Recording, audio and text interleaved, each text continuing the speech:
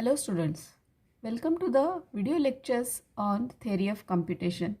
So in today's lecture we are going to see some important terms in theory of computations which will be required in further lectures. So the first is symbol.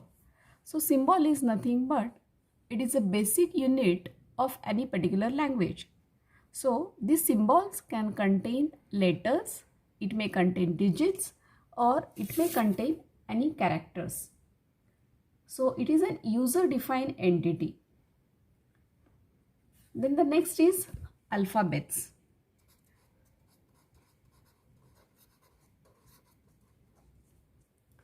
So alphabets are nothing but it is a finite set of symbols, and these alphabets, these are denoted by using a symbol that is called as a sigma.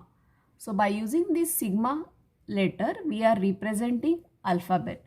So it is a finite set and it will contain the limited number of elements. For example, we are having alphabets that is having binary input. So sigma is equal to 0, 1. So it is having binary numbers, that is 0 and 1. Or we can have sigma is equal to either a comma b, or we can have sigma is equal to 0 up to 9 digit numbers. So in this way alphabet is a finite and it is a non-empty set of symbols, and by using sigma we are denoting this. Then the next thing which you should know, that is strings. So strings are nothing but these are finite sequence of symbols from the alphabet. So we are combining the alphabet and we are forming strings. For example, suppose sigma is equal to 0, 1. So by using these two input alphabets, we can have a string like 0, 1, 1, 0 or 0, 0, 0, 0. So in this way, we can create different strings from the input alphabets. So here the strings may have, these strings are having some length. So your string may have a 0 length string, and that length of a string is nothing but how many alphabets are there in your string, and that we are representing by using this symbol. So this is denoting the length of the string. So that is nothing but how many characters or how many alphabets are there in your symbol. Then the next thing which you should know is nothing but the reversal of a string. So suppose we are having some string. So for example, suppose W is equal to 0, 0, 1, 0. So this is a string.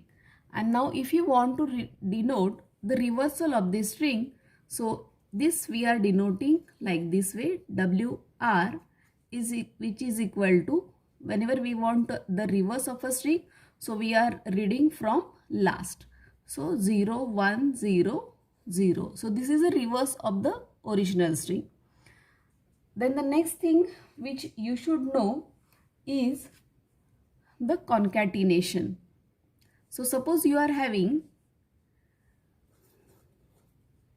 concatenation. Suppose you are having two strings W1 and W2. So if I combine these two strings, that is W1, W2, that is nothing but I am combining these two strings, and this operation is known as concatenation operation. So we have seen reverse, then we have seen concatenation. Then the next thing which you should know is prefix. Suppose we are having some string, suppose x is equal to some string is there. For example, if I am having x is equal to suppose ABC, x is equal to ABC, then so in this case the prefix of this x will contain, so prefix of x, it may contain epsilon, so that is a zero length string, so that may be a prefix of this x. So it may contain a, so this is a prefix of your string x is equal to abc, or ab will also be a prefix, and abc, this will also be a prefix. So all these are prefixes of x string. Then the next thing which you should know is suffix. So suppose we consider the same string, that is x is equal to abc, and now suppose we want to find out the suffix of that particular string. So your suffix of this particular string will include, so suffix is nothing but the trailing symbols, and your prefix is nothing but the leading symbols of your string. So here suffix of this particular string x is equal to abc, so this will include epsilon, zero length string. So here suffix is nothing but trailing symbols, so c will be there, then bc will be there, and abc will be there. So all these are suffixes of this string x is equal to a, b and c. Then the next thing which you should know, so that is nothing but the exponential notation, which is used to express the set of strings. So we are using x raised to k. So x raised to k is nothing but it will include all the strings of length k. For example, if we are having input alphabet, that is 0, 1. So if we are having 0, 1, and if I want to represent x raised to 0, so that means 0 length string. So 0 length string is nothing but here epsilon. So epsilon raised to sigma raised to 0, so that will include only epsilon. Then the next thing is sigma raised to 1, so that is nothing but all the strings which are of having length 1, so this will include 0 and 1. Then sigma raised to 2, so this will include all the strings which are of length 2, so it will include 0, 0, it will include 1, 1, it will include 0, 1 and 1, 0. Okay, so in this way we can find out all the set of all the strings of a particular length.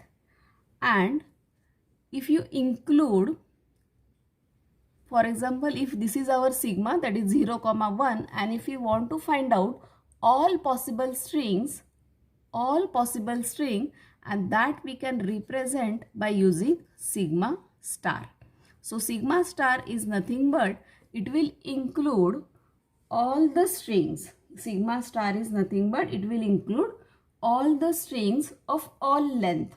So it will have epsilon, it will have 0 length, this is 0 length string, this is 1 length, this is 2 length. So infinite number of strings will be there, and this we can represent sigma star, which is equal to, that is nothing but it is a union of sigma 0 union sigma 1 union sigma 2 union sigma 3 union infinite. So this is nothing but it will include all the strings of all possible lengths. Then the next thing which you should know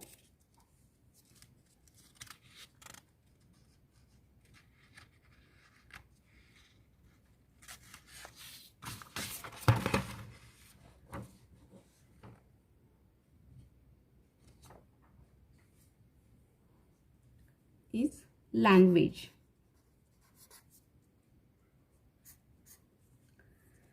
So language is nothing but it is a subset of all the strings over a given input alphabet sigma, and that is called as a language. So in other words, any subset of sigma star is called as a language. So for example, suppose here sigma is given as 0, 1. Sigma is given as 0, 1. Then we can have a language, for example, which is having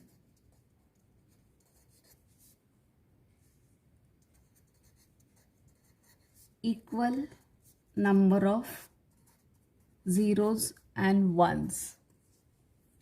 So our language is language, it will contain all the words which are having equal number of zeros and ones.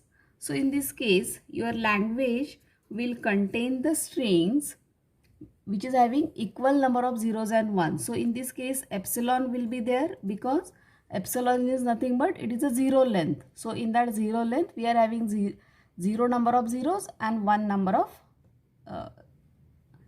same number of ones also. Again, we can have 0, 1 will be there because in this string I am having equal number of zeros and ones. I am having 1 0 and I am having 1 1, or I can have 0 0 1 1. So this string will be there in my language because here I am having two number of zeros and I am having two number of ones, or I can have 1 1 0 0. So in this way, this language will contain infinite number of strings. Or if you consider another language, for example, a language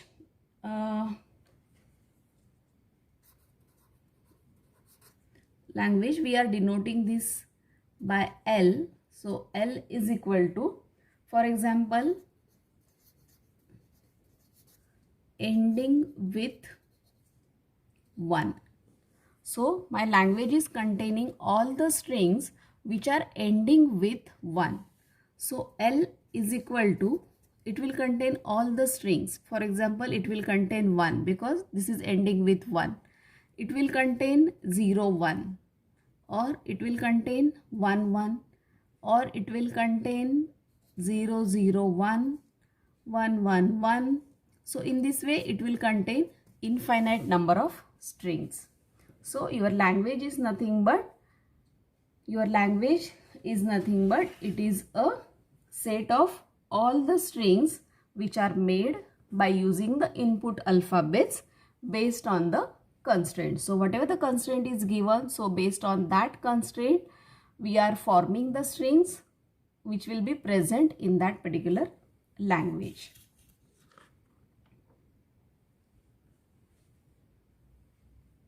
So here in this case, sigma star is nothing but it is a language for any alphabet. So sigma star is nothing but it will include all the strings which are possible in that particular language.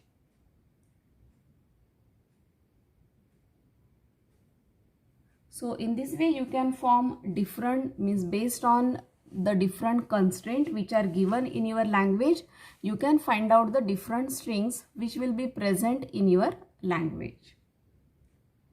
So these are the basic things which you will require for the next lectures.